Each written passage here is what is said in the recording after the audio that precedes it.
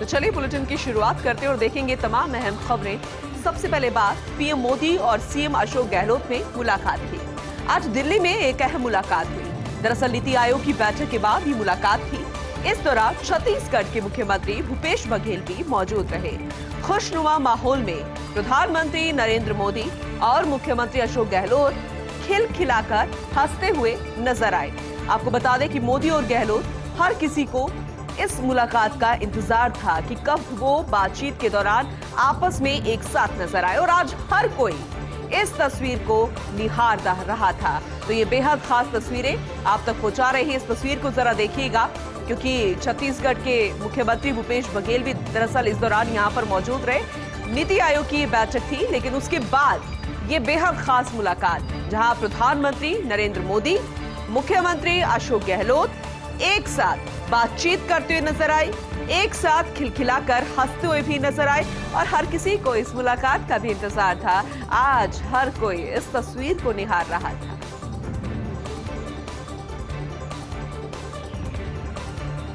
UDH मंत्री शांति धारीवाल नहीं जा पाएंगे डेनमार्क। दरअसल धारीवाल को आज डेनमार्क के लिए रवाना होना था, लेकिन वायरस से पीड़ित होने के कारण विदेश दौरा उनका टल गया।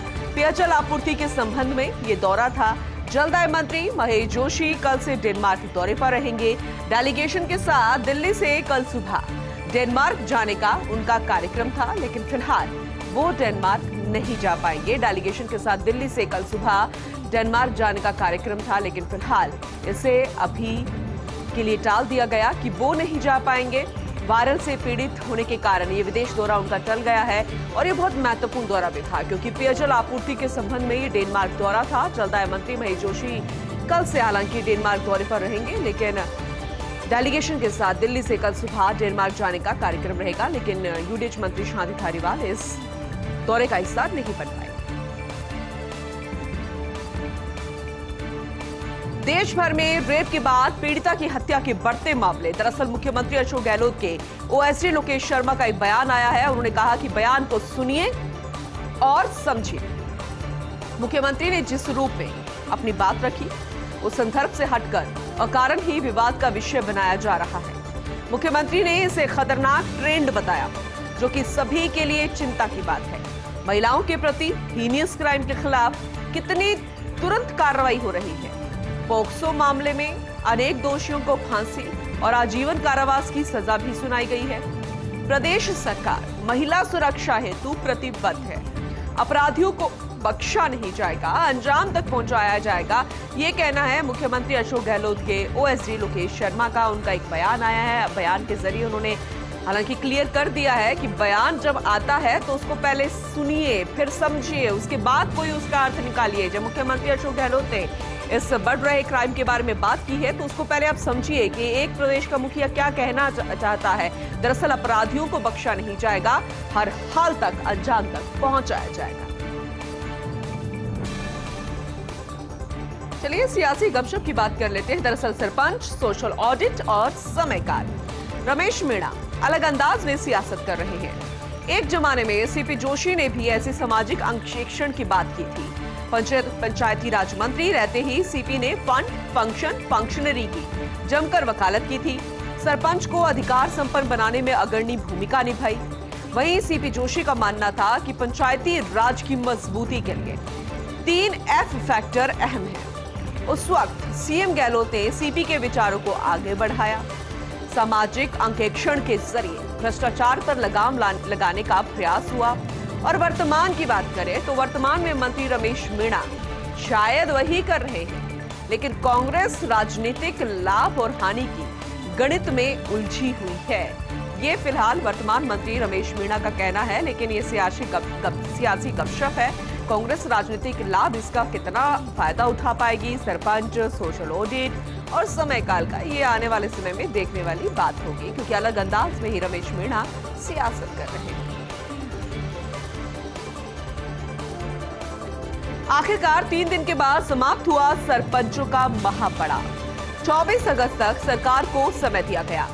सभी मांगे पूरी करने और लिखित आदेश जारी करने का समय दिया गया। मांगे नहीं माने जाने पर बड़े आंदोलन की चेतावनी दे दी गई।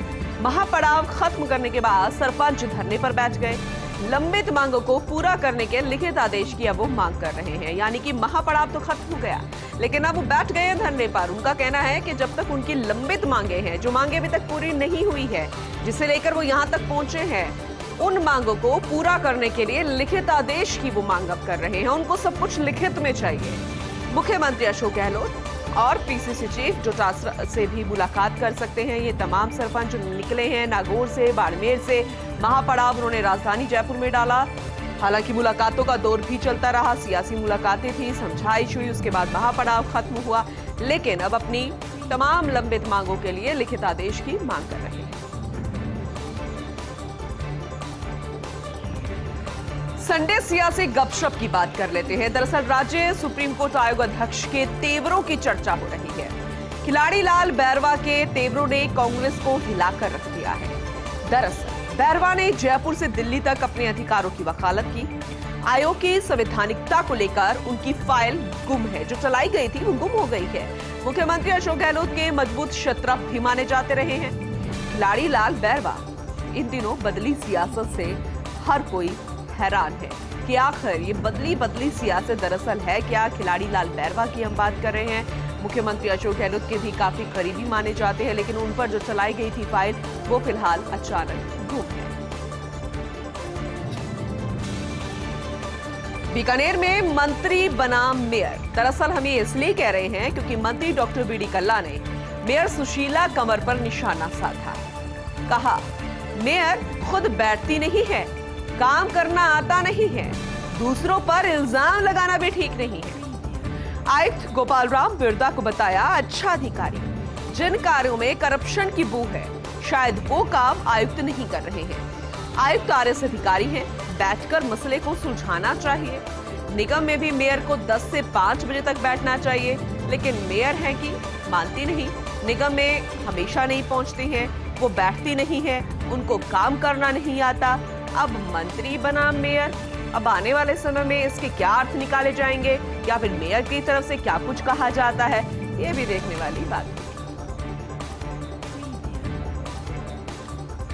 प्रदेश के मेडिकल टीचर्स के लिए एक बड़ी राहत की खबर आप तक पहुंचाएं। विभिन्न तरह की एनओसी के लिए नहीं काटने होंगे दफ्तरों के चक्कर।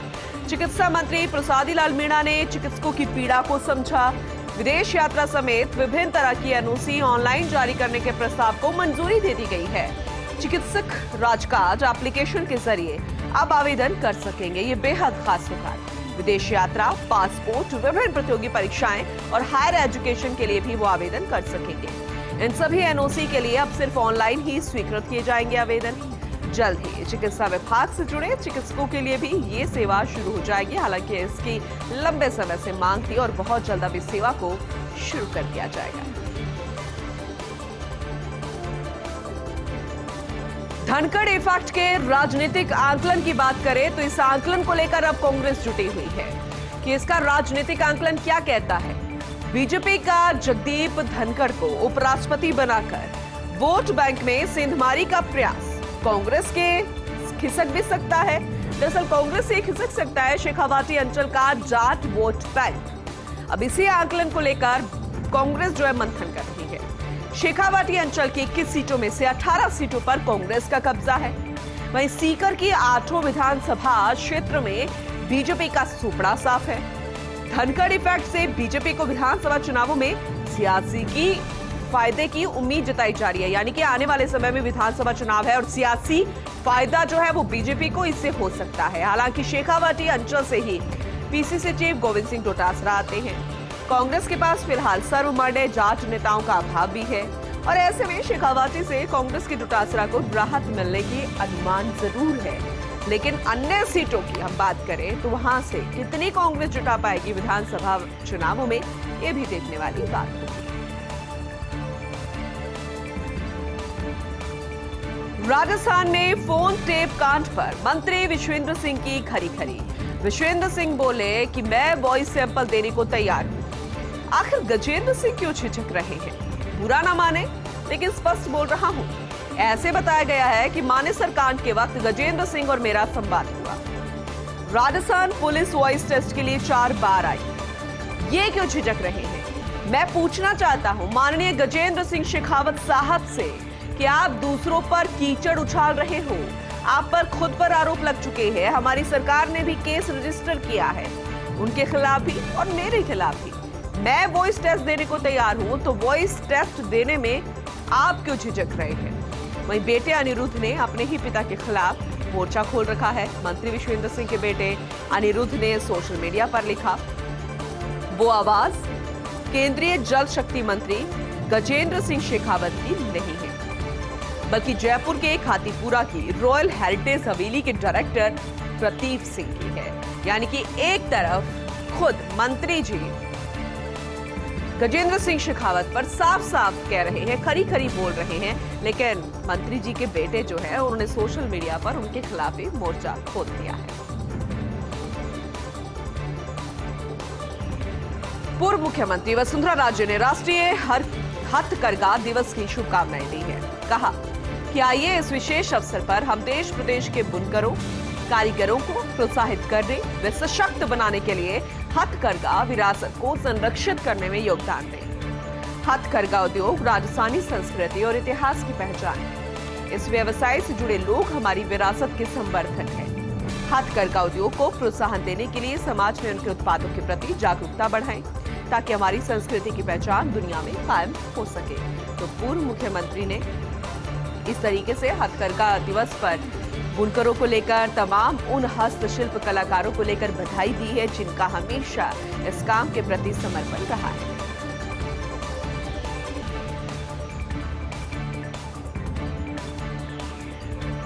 सात दिन की उम्र में मां ने छोड़ा और आज दुनिया छोड़ गया। 14 महीने की पैंथर शिवा की अजब गजब कहानी। राजधानी के नाहरगढ़ बायोलॉजिकल पार्क में पैंथर शिवा की मौत हो गई। पिछले साल 24 जून को रायसर के जंगल से उन्हें लाया गया था रेस्क्यू सेंटर से। नाजुक हालत थी, विदेशी दूध और दवा के सहारे ही उसका पालन पोषण किया गया। वरिष्ठ पशु चिकित्सक डॉक्टर अरविंद माथुर के साथ खेलते कूदते 14 महीने का शिवा हो गया था। इंसानी हाथों में पालन पोषण के चलते पैंथर जैसी कोई आक्रामकता उसमें नहीं थी। इंसानों को देखकर काफी फ्रेंडली व्यवहार भी करता था पैंथर शिवा। और आज सुबह अचानक केयरटेकर को मृत अवस्था में शिवा मिला। और ऐसे में वन्य जीव जो प्रेम करने वाले हैं, जो वन्यों के प्रति हमेशा आगे रहते हैं, वन्य प्रेम जीवों में शोक की लहर दौड़ गई। 34 महीने में 5 बार 5 शेर, 2 पैंथर की एनबीबीपी में मौत हो गई। 3 केनाल डिस्पेंसर, 2 कार्डियक अरेस्ट, 3 लैप्टोपायरोसिस और 4 अज्ञात बीमारी से पीड़ित थे। सुजैन शेरनी की 19 सितंबर 2019 को केनाइन डिस्टेंपर से मौत हो गई। रिद्धि बाघिन की 21 सितंबर 2019 को केनाइन डिस्पेंसर से मौत हो गई। सीता जो कि सफेद बाघिन थी, 27 सितंबर 2019 को केनाइन डिस्टेंपर से उसकी भी मौत हो गई। रुद्रबाघ की 10 जून 2020 लैप्टोस्पायरोसिस से मौत हुई। सिद्धार्थ शेर की 11 जून 2020 को लैप्टोस्पायरोसिस से मौत हो गई। राजा जो कि सफेद बाघ था, 4 अगस्त 2020 लैप्टोस्पायरोसिस उसकी भी मौत हो गई। वहीं कैलाश शेर की 18 अक्टूबर 2020 को कार्डियक अरेस्ट से मौत हो गई। तेजस शेर की 3 नवंबर 2020 को लैप्टोस्पायरोसिस से मौत हो गई। तारा का शावक 12 दिसंबर 2020 को कमजोरी से उसकी मौत हो गई। सफेद बाघ चीनू की 10 जुलाई 2022 को संभवतः लैप्टोस्पायरोसिस से मौत हो गई। लगातार इस पर निष्कर्ष निकाला जा रहा है। 15 जुलाई को अचरोल से ट्रैकुलाइज कर लाए गए पैंथर की भी मौत हो गई। और आज 14 महीने के पैंथर शिवा की अज्ञात कारणों से मौत हो गई। बारहसिंगा की 19 सितंबर 2021 को कार्डियक अरेस्ट से भी मौत हो गई।